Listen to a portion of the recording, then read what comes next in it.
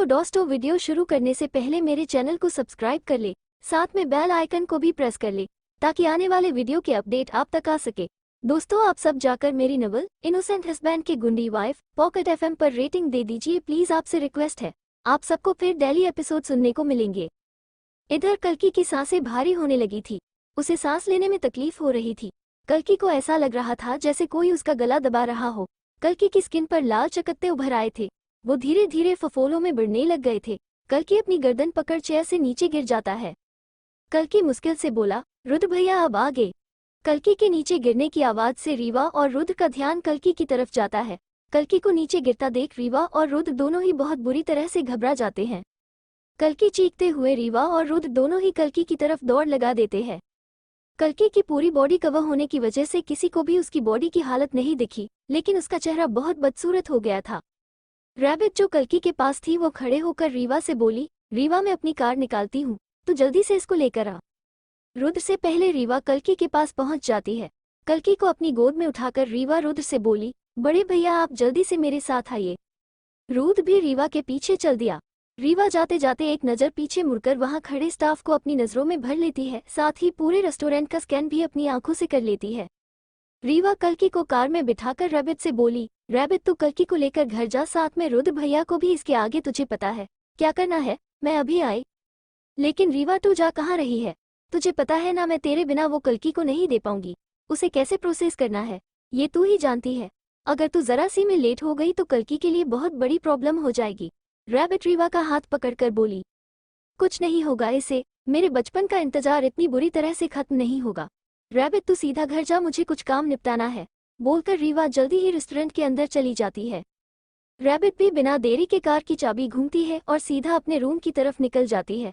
रीवा और रैबिट अपने घर से दूर एक छोटा सा फ्लैट लेकर रह रहे थे, जिसमें वो पूरी आज़ादी से अपनी मर्जी से अपनी मस्ती से रह सकते थे, ताकि वो अपने टैलेंट को अच्छे से निखर सके। रुद्र से कल्कि की हालत देखी नहीं जा रही थी, उसकी आंखों में भी आंसू आ चुके थे। कल्कि रुद्र की गोद में बेहोश पड़ा था। कल्कि का जिस्म बहुत ज्यादा तप रहा था। रीवा रेस्टोरेंट के अंदर जाती है तो रेस्टोरेंट का मालिक रीवा के पास आकर उसे कार्ड देते हुए बोला, आई एम सॉरी मैम, मुझे कार्ड देने में देरी हो गई, ये लीजिए अपना कार्ड। कार्ड लेकर रीवा एकदम से बोली, मेरा कुछ सामान मिसिंग हो गया है, क्या मैं आपकी सीसीटीवी फुटेज देख सकती हूँ? वो चीज़ मेरे लिए बहुत ही ज्यादा इम्पोर्टेंट है। या शो, बोलकर रेस्टोरेंट का मालिक उसे अपने सीसीटीवी फुटेज वाले रूम में ले जाता है। उसे रूम में गार्ड सो रहा था, लेकिन रेस्टोरेंट का फुटेज वहां लगी टीवी पर दिख रहा था। रीवा रेस्टोरेंट के मालिक से बोली, जी आपका मुझे यहाँ तक पहुँचाने का बहुत बहुत शुक्रिया, इसके आगे मैं अपने काम खुद कर लूंगी, तो आप मुझे अकेला छोड़ दीजिए, बोलकर रीवा वहां रखे कीबोर्ड पर अपनी उंगलियां तेजी से चलाने लगती है। रेस्टोरेंट के मालिक को किसी का कॉल आता है तो वो बाहर चला जाता है।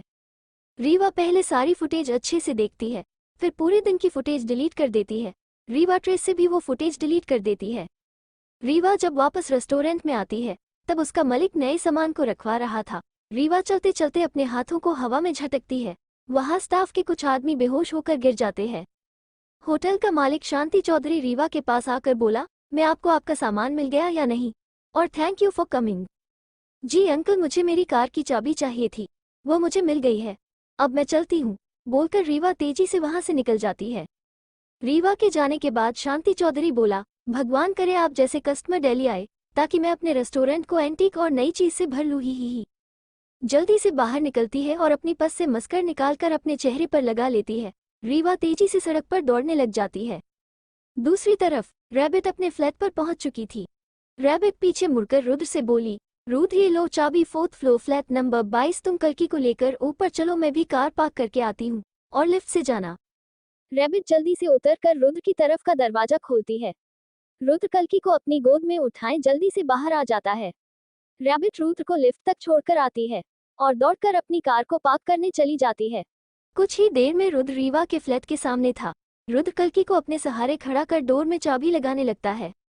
लाओ मुझे दो, मैं खोलती हूँ, रैबिट रुद्र के हाथ पर अपना हाथ रख कर बोली।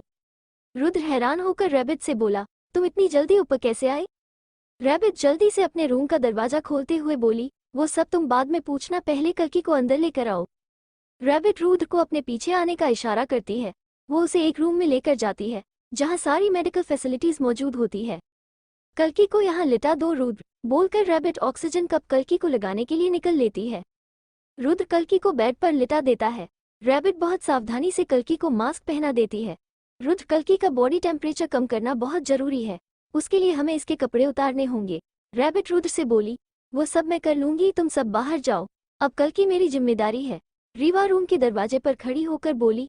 इस वक्त रीवा की हालत बहुत ही ज्यादा खराब थी। उसके कपड़े और बाल बहुत ज्यादा गंदे थे, बालों में कचरा फंसा हुआ था, उसके आसपास माखियां भिन भी न रही थी। To be continue.